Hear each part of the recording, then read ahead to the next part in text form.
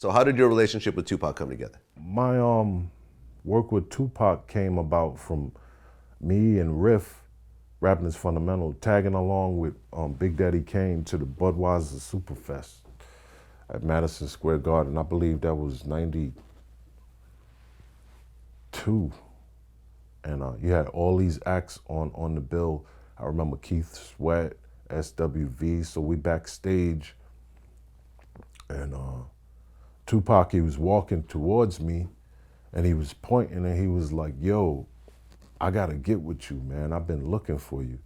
And I already knew who he was from Digital Underground fame and, you know, the Juice movie and all the things he had did. I'm like, yo, this dude looking for me? It's a pleasure. I was like, yo, let's get it on. So we exchanged information. He told me he was on the set up at the Rucker Park in Harlem, filming for Above the Rim. Went by, after he finished one of his sets, acting sets, went in the trailer. I played him the first joint, which I already had created, which was the Temptations beat. He was like, oh man, I love that. So I asked him, and I usually ask anybody that I work with, in addition to original tracks that I present, I always ask them, is there anything that you ever wanted flipped, like in terms of a sample? So he told me, he said, yeah, man, Bootsy, man. He said, yo, if you could hook me some Bootsy up. He said, matter of fact, if you could mess with that, what's a telephone bill and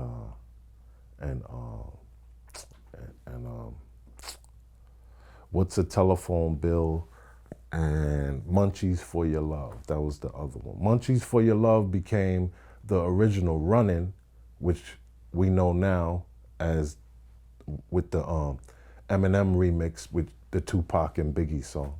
That was the original that we did, and the What's the Telephone Bill became Straight Ballin'. He threw that on the Thug Life album.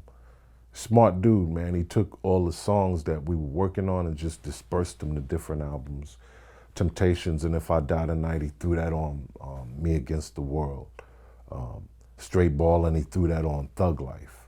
My Block, he threw that on the Show soundtrack. He even recorded with my brother LG. I brought my brother LG to the studio. LG Experience, who produced Ill Al Scratch. Yeah, they did the original Out on Bail. See, that's never seen the light of day too. Yeah, some things out there. I got remixes of Pac at home, man. Several remixes, previously unreleased. You know, things in my own personal vault. One day, hope they you know, see the light of day. You produced Biggie's Going Back to Cali. Yeah. Okay. Now, and this was after the East Coast, West Coast beef had already started. Like I felt, I mean, Going Back to Cali was Biggie kind of addressing it, right? Yeah, I mean, and you nailed it right on the head too. I'm talking about right up in the midst of the heat of it all too. Yeah. You're right about that time, yeah. Well, first of all, you had already worked with Tupac at this point, right? When you and Biggie were working on Going Back to Cali? Yeah, they were still good friends at the time. And the song Runnin' that I produced, that was the proof. So what was it like being in the studio with Biggie working on Going Back to Cali, and you had produced stuff for Tupac as well, and you're kind of in the middle of all this and seeing it from your perspective? Well, one thing that I made sure that I always did is that I played the diplomatic role of remaining neutral. Like, I have no idea how all of that originated and how it was brought to that point, but I made it a point to keep it professional. You understand what I'm saying? That I'm just a music producer. I'm just here just to provide, you know, my musical services. There's proof of that in the old Vibe magazine, where there was a lawyer. Vibe magazine reached out to several different artists and wanted their perspective on the East-West thing that was going on at the time. And you can go back to that issue where it will clearly state in the article that Easy Mo Bee's attorney says he has no comment. You see, I wanted no part of that. I was there in the beginning, and these dudes was friends, and something separate, you know, they go their separate ways and something happens. I don't know. I was trying to figure out the best way to remain neutral, you know, and not become a part of that. And what's crazy about that whole period that you speak of is because while all of that was going on, I was still going to the West Coast. During that in the midst of that period, I worked with the Alcoholics. Dre had Eve signed to Aftermath at that time.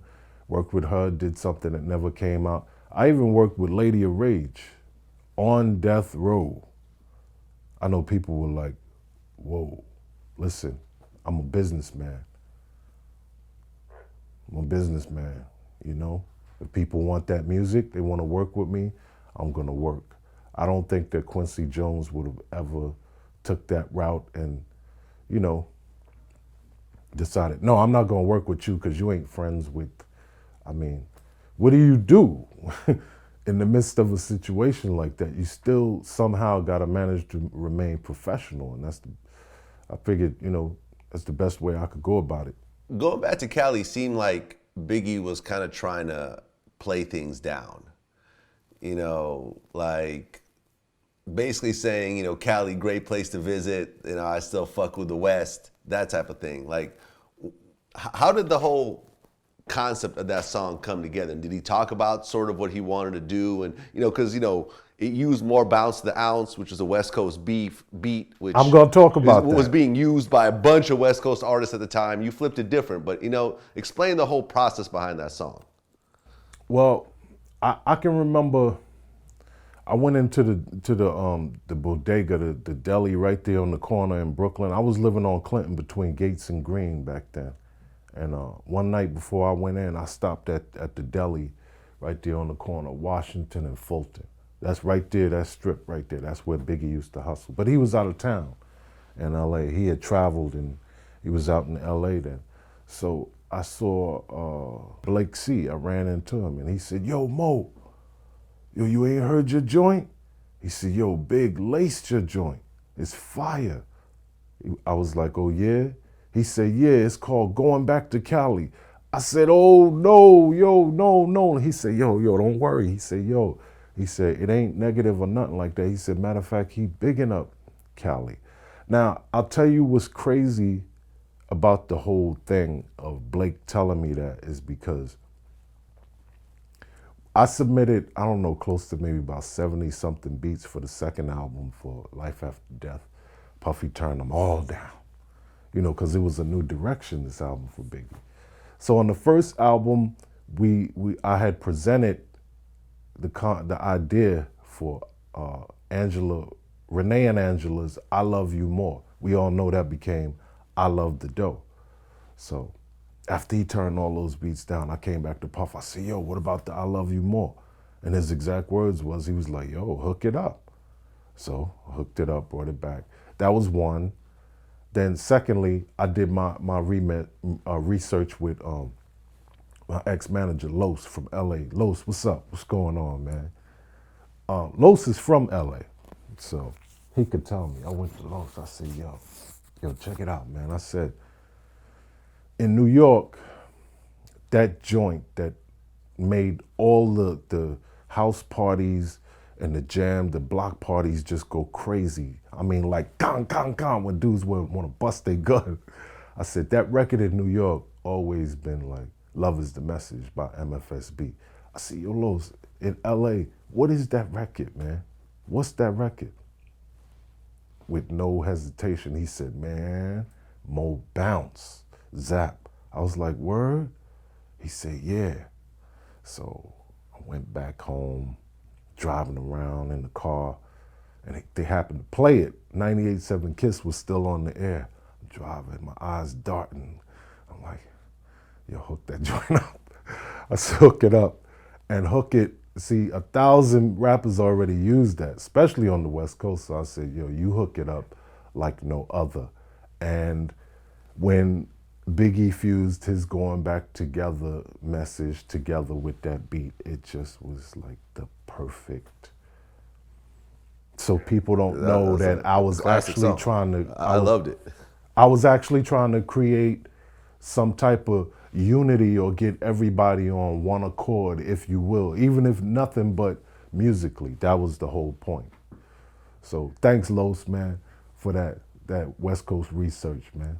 Here's a tough question for you, because there's always been the debate. There's always going to be the debate. But as someone that has produced songs, multiple songs for both Biggie and Tupac, who would you say is the better rapper? I don't know if I could say who's better, because they both had a different texture. Now, Biggie is what you would call a true MC. That's what he was. He was a MC. I mean, the definition of an MC is someone who's able to, freestyle, go from the head, and just make sense. And where most of the lyrical content is based upon braggadocio, that was Biggie. Tupac, a lot of his lyrics was more political, things more about life. Like, I don't think I ever really remember seeing Tupac freestyle, although being in the studio and being around him, I saw him and he was able to do that. But they were two different textures. I don't know if I could say who's better. I don't really want to say who's better. I appreciate them both.